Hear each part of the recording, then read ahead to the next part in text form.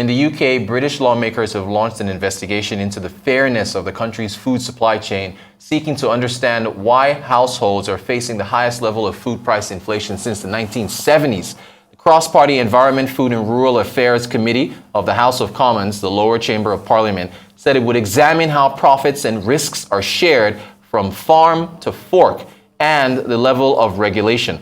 The Bank of England stuck to the script by raising its key interest rate by 1/4 percentage point to 4.5% yesterday. It, however, vowed that it would stay the course to curb the highest inflation of any major economy. Still in the UK, the economy expanded slower over the first 3 months of the year and contracted in March as a result of strike actions. Office of the National Statistics, the ONS, said that between January and March, the economy expanded by 0.1%.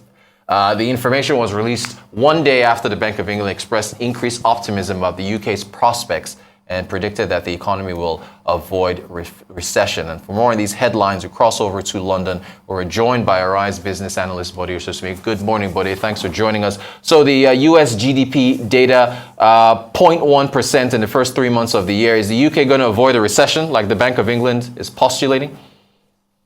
Well, indeed, the UK GDP data just barely misses that recession scenario. As you know, you will have a technical recession if you have two negative quarters. And although month on month, the economy was down 0.3% in March, which is worse than expected. It was supposed to come in flat, but on a quarterly basis, it was up 0.1% as expected.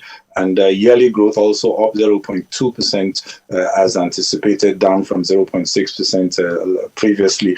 No surprises, strike action, interest rate hikes, tight labor market, and of course the after effects of Brexit still lingering.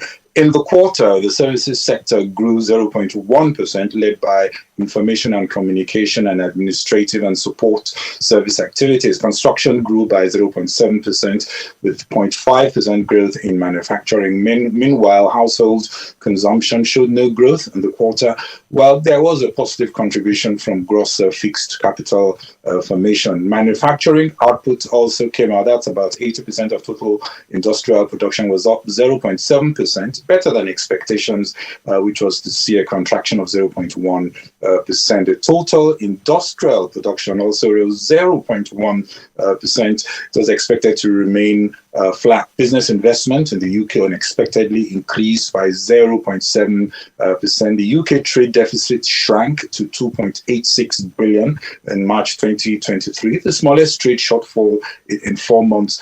All in all these numbers point to a very, very, very tepid economy, even though you don't see a recession.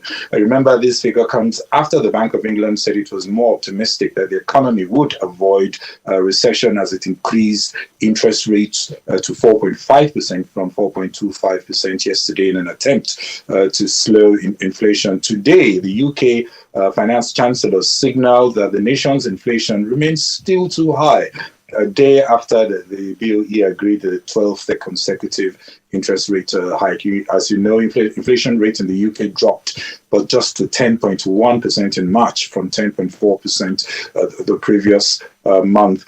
You also remember S&P Global, they revised the outlook for Britain's sovereign credit rating, maintaining the AA rating, now giving that a stable outlook. The IMF also revised up its forecasts. The latest forecast we saw, although the IMF still forecasts Britain's economy will contract by 0.3% in 2023. It's still too early, I think, to declare victory over recession risk in the UK. But what the UK can celebrate is the momentum of recovery of the pound. Today is just up 0.18%, but if you look at 1 year change, it's up 2.19%. Quite a recovery, and the momentum seems quite good. And Apple pushing into Vietnam. What else do we know about the development here? Well, obviously, there is a lot of interest in emerging economies. These are underpenetrated markets, younger populations, relatively few iPhones, all kinds of opportunities for growth that they will not see in say, the US or in Europe. This was an online store, mind you, not a full store like we saw in India. An online store was opened. And it comes just weeks after this first Apple stores in India, Mumbai, and that's Mumbai and Delhi. Apple first launched an online store in India in 2020, 3 years after they now had their physical store. But I think as emerging economic demographics show, reducing poverty trends, consumption appetite picks up, that's where you're going to see the growth. And the likes of Apple will not miss the opportunity to push affordable payment terms and their perpetually refreshed array of products in these much more price-sensitive geographies. Apple did not say when it will open a physical store in Vietnam. That's a nation of 100 million people with a growing middle class. Although they've done well in their strategy, Apple has this walled garden approach in many geographies. Immediately you get in, you can't get out. And of course, they will see much more competition with Chinese equipment manufacturers and Samsung across all tiers, especially in Vietnam, which is much more price sensitive.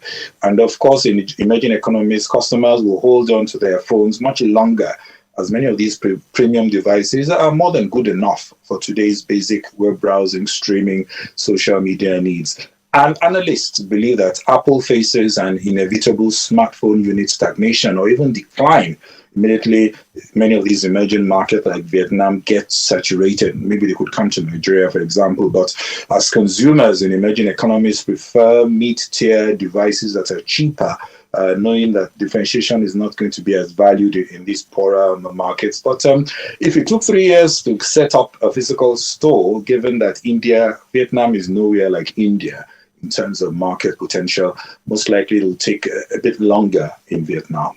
All right, and Elon Musk seems to have changed his mind and found a CEO. What's your thoughts on that development there?